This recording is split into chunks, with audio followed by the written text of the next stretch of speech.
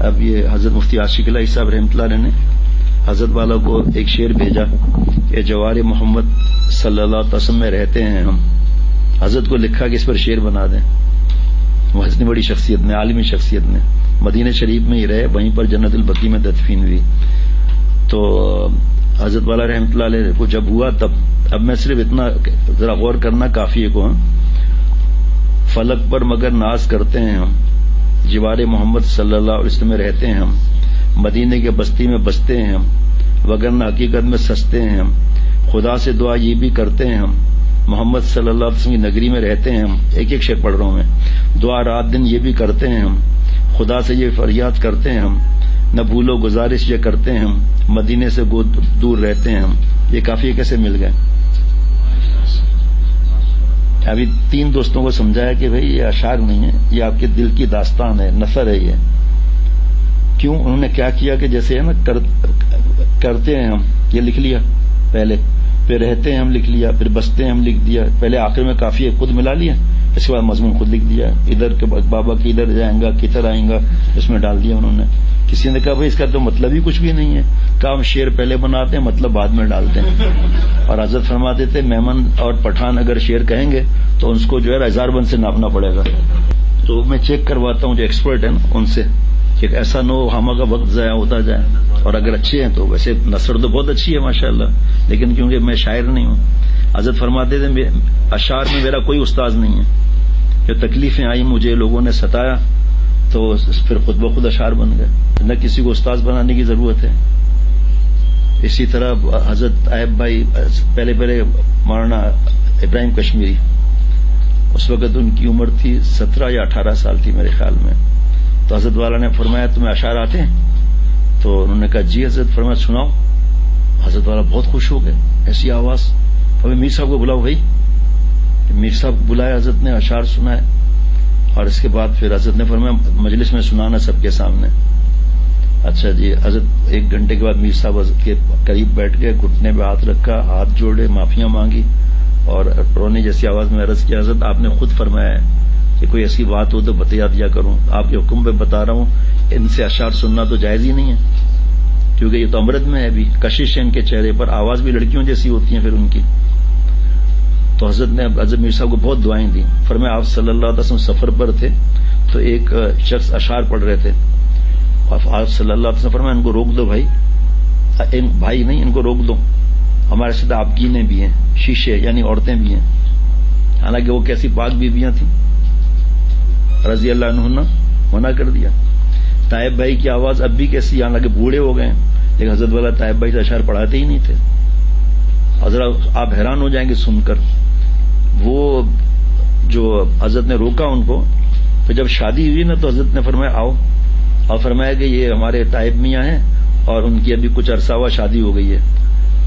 میرے سے تو پہلے کی بات ہے یہ. مجھے جب پتا چلا میں نے یہ کیوں حضرت فرماتے تھے، میں تو تھا بھی نہیں اس وقت شروع میں نا. پھر ایک دن اچانک طائب بھائی نے کہا میرے ذمہ یہ فرض بنتا ہے اعلان کرنا کہ میں باپ بن گیا ہوں. یہ بھی بات سمجھ میں نہیں آئی. اب یہ ٹو لگانا وغیرہ یہ سخت ناپسندیدہ ہے، لیکن یہ کیا اعلان ہے کہ میں باپ بن گیا ہوں. پھر جس دن انہوں نے کہا نا کہ میں الحمدللہ ایک بچے کا نانا بن گیا ہوں یا بیٹی کا نانا بن گیا ہوں، پھر میں نے ہمت کر کے پوچھا تو حضرت میر صاحب رحمۃ اللہ نے فرمایا اصل میں عورتوں کا دل ادھر نہ چلے جائے آواز کی طرف. آواز ایسی ہے، شکل کیسی ہوگی.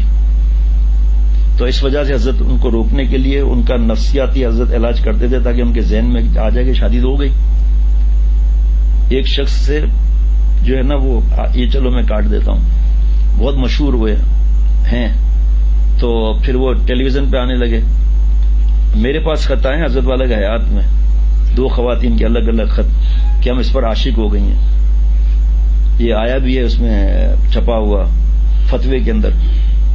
اس پر تھا ٹیلی ویژن کے اوپر میڈیا پر آنے پر دارالعلوم کو ایک شخص نے فتویٰ لکھا، ابھی چند ماہ کے پہلے کی بات ہے. اس میں انہوں نے لکھا تھا کہ حضرت معافی کے ساتھ اس طرح لوگ آتے ہیں، جوان بھی نعت سناتے ہیں اور اس کی وجہ سے عورتیں فتنے میں مبتلا ہو رہی ہیں. حضرت شیخ الاسلام نے اپنے ہاتھ سے لکھا ہے کہ جو فتویٰ چلا گیا ہے اس میں ان کو یہ لکھنا چاہیے تھا کہ ان فتنوں کی وجہ، وہ جملے صحیح مجھے یاد نہیں پر رکھا ہوا ہے فتویٰ، اس پہ اتنے لوگ خوش ہوئے. دیکھو حضرت نے کیسی صاف بات لکھ دی. یہ جب پہلا جواب یہ گیا تھا کہ فتنہ ہو تو پھر نہیں، تو انہوں نے لکھا کہ اس کی کیا حضرت معافی کے ساتھ ضمانت ہے کہ جب اس کا ذہن اس طرف بنے تو اس سے بچ جائے، اس کو کون بتائے گا یہ بات؟ پھر حضرت نے لکھا کہ یہ لکھنا چاہیے تھا کہ احتیاط بہت کرائیں۔ ابھی اس وقت بھی اشعار پڑھنے والے ارکم میاں ہیں، ان سے پہلے میں نے کیوں اشعار نہیں پڑھوائے؟ اچانک کیوں اشعار شروع ہوئے ان کے؟ اتنے عرصے تک آواز صحیح نہیں تھی کیا ان کی؟ نہیں، اصول ہے بھائی، چاہے داماد ہے، ہمارے بچہ ہاتھ کا پلا ہوا ہے، ہاتھ کے ساتھ تربیت ہوئی ہے اس کی، لیکن نہیں، گھر میں سن لیتا تھا، کبھی منع نہیں اس میں، گھر کے اندر، باقی نہیں۔ وہ پھر اس کے بعد جب شرعی داڑھی آ گئی، ایک دو بچے ہو گئے، اس کے بعد اس سے پڑھوایا، 2 بچوں کے بعد ان سے پڑھوایا ارکم میاں سے۔ اور ظاہری بات ہے جو اشعار پڑھے گا، ایک تو اس کی آواز اچھی، سیدھی سی بات ہے، پھر ظاہری بات ہے اس کا اس طرف دھیان بھی جائے گا۔ حضرت نے فرمایا کہ جو یہ اشعار میں اور عملیات میں اور جو اس میں لگ جاتے ہیں اشعار بنانے میں، پڑھنے میں، تو ان کی شہرت شروع ہونا شروع ہو جاتی ہے، پھر پڑھائی سے، علم سے محروم ہو جاتے ہیں۔ یہ صاف آدمی کہتے بھائی میرے شیخ نے منع کیا ہے، اب جو مجھ سے بات کرے گا، میرے پاس تو پورا فولڈر تیار ہے الحمدللہ اس بارے میں، پورا فولڈر تیار ہے۔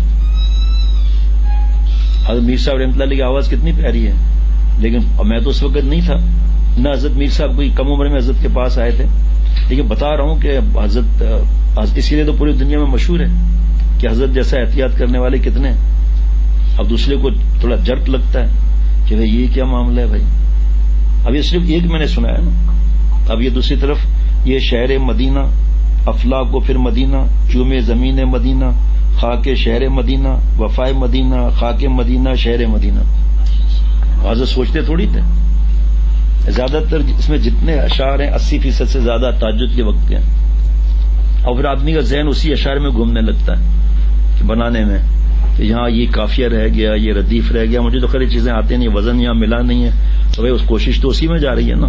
اتنی دیر آدمی قرآن پاک پڑھ لے، اگر آپ کو شیخ العرب والعجم رحمۃ اللہ علیہ سے مناسبت جس کو ہے وہ حضرت کی کتابیں پڑھ لیں، یا جس کا جو شیخ ہو ان سے پوچھ کے کتاب پڑھ لے، اپنے وقت کو قیمتی بنائے۔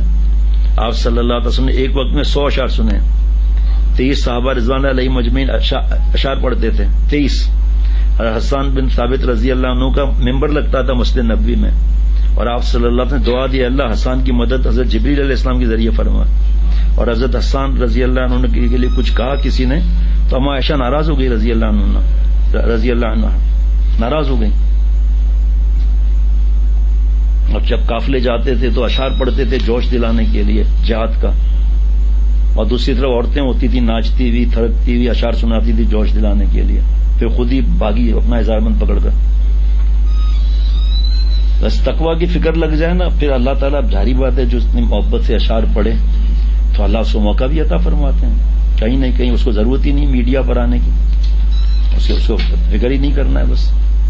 ایک صاحب تھے بڑی عمر کے، اس کے بغیر جلسہ نہیں ہوتا تھا، حضرت کے پاس آئے، اچھا پھر ان کی اتنی شہرت ہو گئی کہ پوچھو مت، اتنی شہرت ہو گئی ان کی، میں کھڑا تھا، کسی نے کہا حضرت یہ عورتوں کے بیچ میں نعت پڑھتے ہیں، دیکھو شہرت آ گئی نا، پیسہ بھی آتا ہے، پھر ہدیے کے بہانے، اگر کوئی نہیں میں اشعار کے پیسے نہیں لیتا تو ہدیے کو بہانے پیسے آ جاتے ہیں۔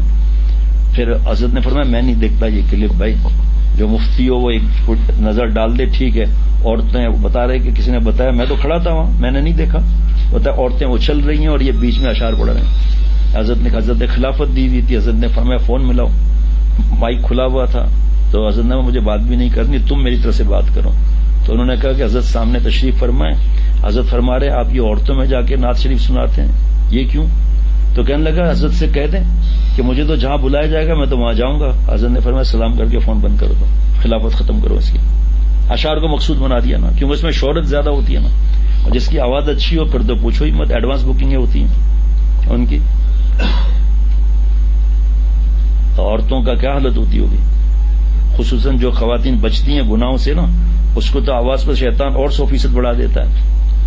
ابھی آپ میری آواز سن رہے ہیں، ابھی یہ ٹیپ ہوا ہے، اس ٹیپ کو کمپیوٹر پر ڈال کر سنیں، آپ کہیں گے تو 18 سال کا نوجوان ہے، یہ سب اس کے اندر بدماشیاں چھپی ہوئی ہیں۔ اب جب اشعار پڑھنے والا اشعار پڑھے گا، اس میں اس کی کمپیوٹر میں آواز کیسی ہوگی، عورتیں تو پاگل ہو جائیں گی۔ ہمارے ایک شخص اشعار پڑھتے تھے تو 3-4 خط آئے اس طرح کر کے کہ کہ جی ہمارے شوہر آ رہے ہیں اور سب اشعار نکال کے ان کے ہی اشعار پڑھ دیں. ٹھیک ہے، کوئی ایسی بات نہیں ہے. چوتھا جب خط آیا نا میں کھٹک گیا، ان سے اشعار بند کرا دیا میں نے پڑھانا. نہیں پڑھتے وہ اشعار، وہ کبھی ایک آدھ پڑھوا لی، ان کے 3 یا 2 بچے ہیں ان کے، کبھی پڑھوا لی. لیکن کتنے اس سے اشعار پڑھاتا ہوں، یہاں پڑھاتا ہوں ممبر پر کتنی بار پڑھائے ہیں، کتنے عرصے سے پڑھائے ہیں میں نے. سید سرور صاحب کے لیے سب کو پتا ہے کہ لڑکتے ہوئے آتے ہیں لڑکتے ہوئے جاتے ہیں. ابھی بھی بتا رہے کمزوری اتنی ہے اٹھ نہیں سکتا، اور یہ بٹ مزے سے بیٹھا ہوا ہے. ہمارے تعویذوں کا انچارج صاحب ہے، مستیاں دیکھو ابھی بھی چل رہی ہیں اس کی. ان سے اشعار پڑھاتے ہیں. سب کو پتا ہے بڈھا ہے، ناقابل ریفرنڈنگ میں.